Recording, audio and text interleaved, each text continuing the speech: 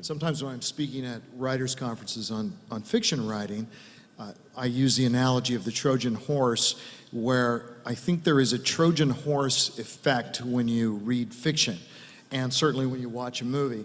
And that is that people open the gates of their minds to something which, if it were in direct nonfiction form, they would be closed to. They would see it coming.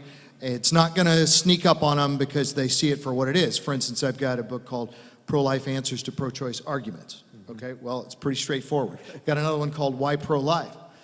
But in one of my novels, as a subplot, I have a girl who gets an abortion, and there's a tremendous storyline that comes out of this, and negative effect, and in the future in this couple's marriage, and all of that.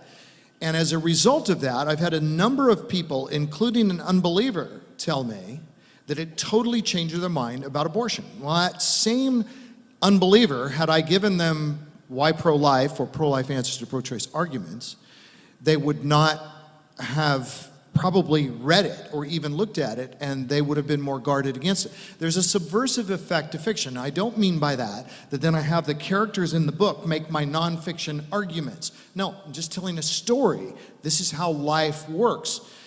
But I think in fiction, there is a tremendous opportunity for us to reach people by telling great stories and by having a worldview, and everyone has a worldview when they write fiction, but when you have a Christian worldview, you don't have to have the gospel preached on every page.